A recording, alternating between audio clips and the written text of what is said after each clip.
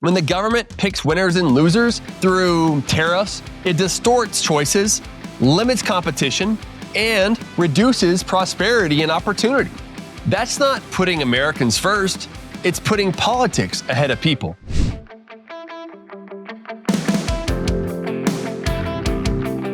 Hello, welcome to this week's economy. I'm your host, Dr. Vance Ginn. Thank you for joining me again today.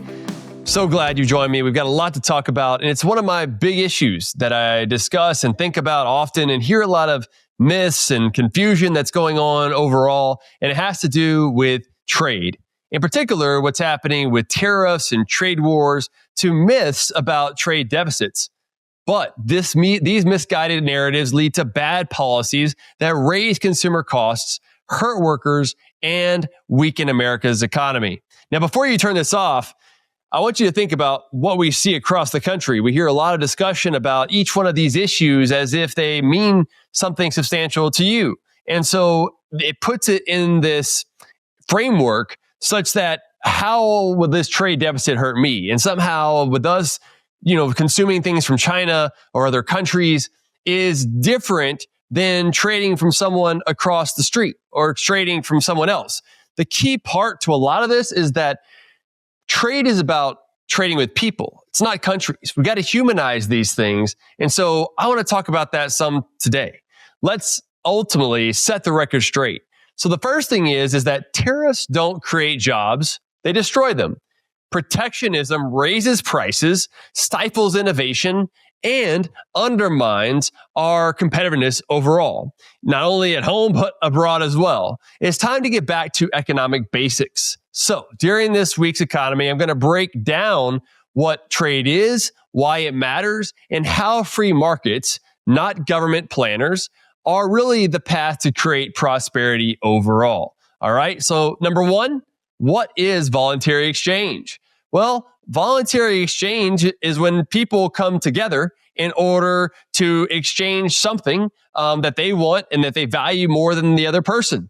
Essentially, it's people giving up something they value less to get something they value more. It's how individuals and businesses improve their lives across towns or borders.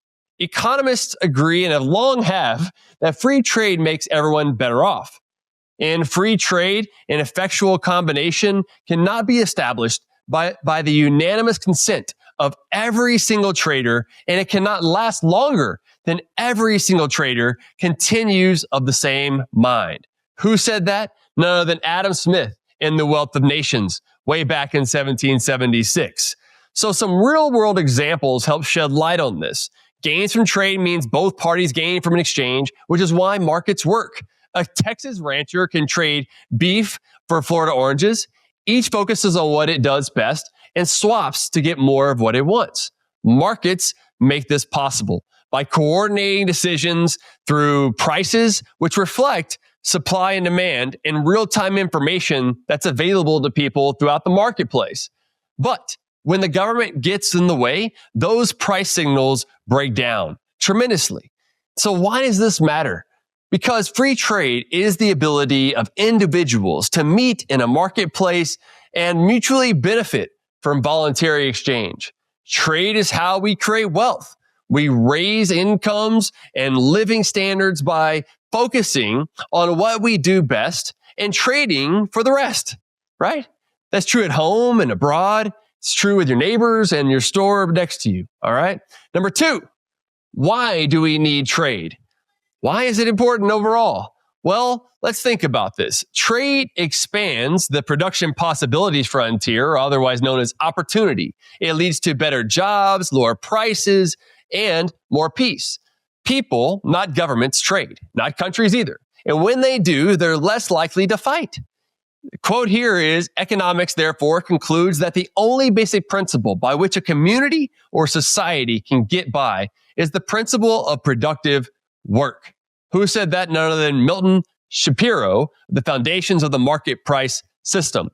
What are some real-world examples that we should look at here? Well, specialization and the division of labor are foundations of prosperity. When individuals focus on what they do best and trade for what they need, what the rest is, everyone produces more, earns more, and lives better, or they wouldn't have traded to begin with.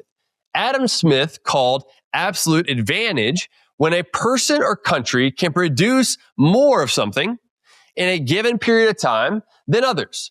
But that does not explain the true gains of trade, because in some situations, there would be a case when someone or a country has an absolute advantage in most, if not all things, so that they wouldn't trade with anyone else.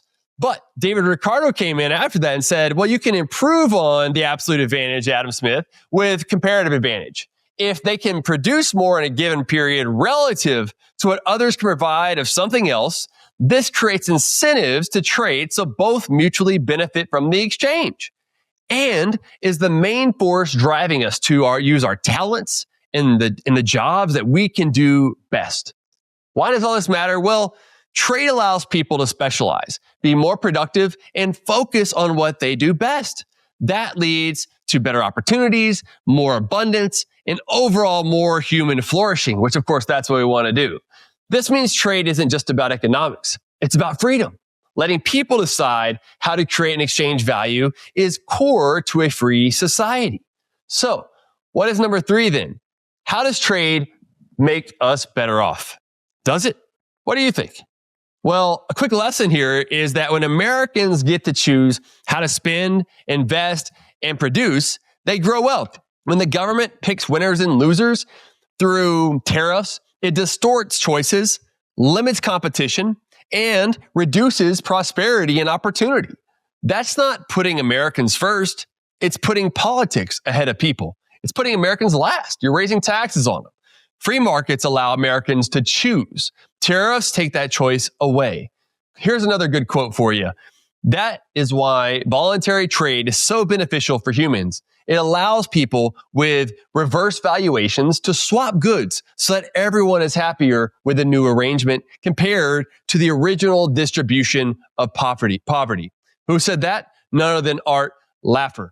All right. So real world examples of this is that, it doesn't matter whether you're a welder in Iowa, buy equipment from an Indiana, or a farmer in Texas exporting grain to Taiwan. Trade happens when people can best choose what's best for their families, businesses, and communities.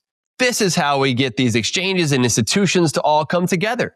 Free trade is a cornerstone of economic freedom, driving competition, innovation, and lower prices. Conversely, protectionist policies like tariffs and trade wars stifle growth, increase government control in our lives, and burden businesses with the unnecessary cost that we wouldn't have. So why does this matter? Trade hasn't hollowed out manufacturing, as claimed by some. Automation, productivity gains, and bad policies by the federal, state, and local governments, especially in those regions and those places, have been the cause of that. The U.S. output in manufacturing is near record highs, but employment has declined due to automation and other gains in productivity.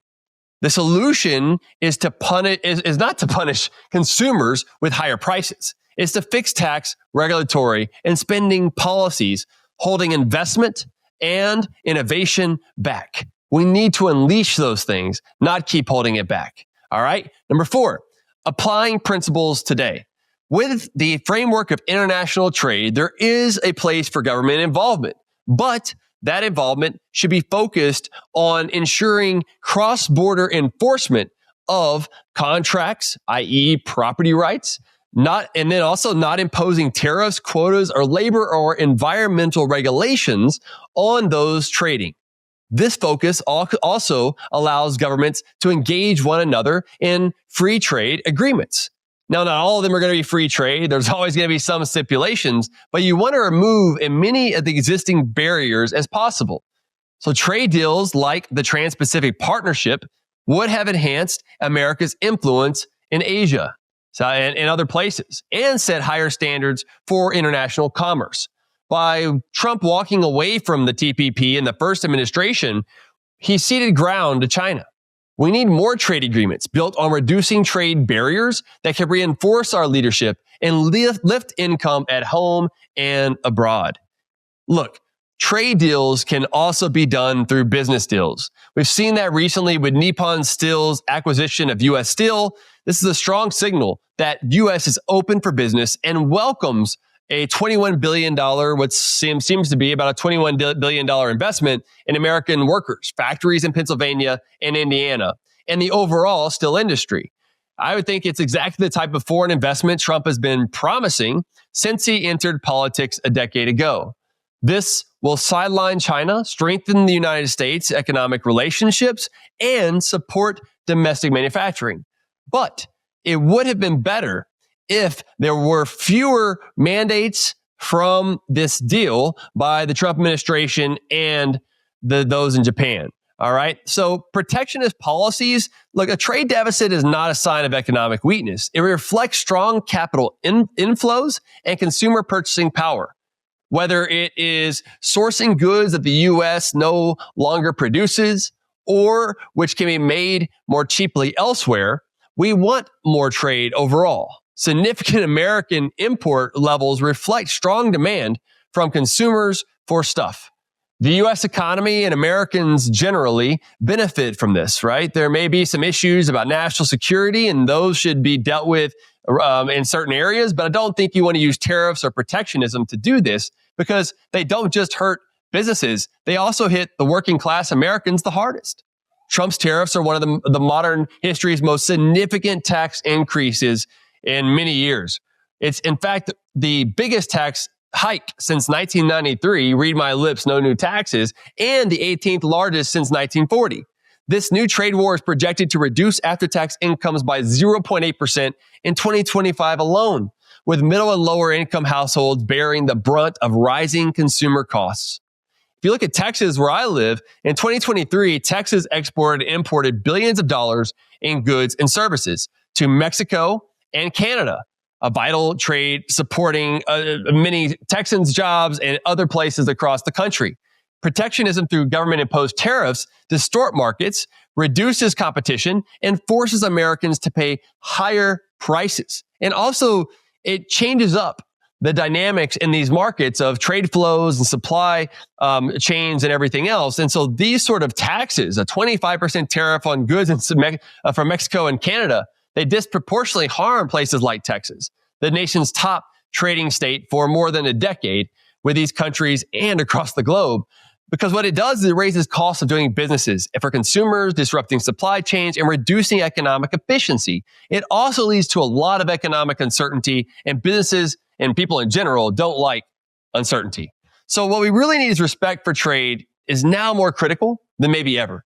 If we want an economy that works for people, not politicians, we must let markets do their jobs. Trade allows us to specialize, raise incomes, and grow wealth. It's not a threat though, guys. It's a pillar of prosperity. Let's return to the first principles of economics. And a lot of just philosophy is that trust markets and embrace trade. Let's let people trade freely and let's let people prosper.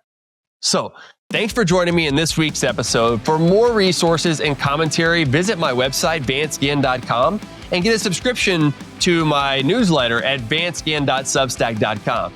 I hope you've enjoyed this information today. Please share it with your friends and family, and don't forget to subscribe wherever you listen to your podcast. Until next time, God bless you and let people prosper.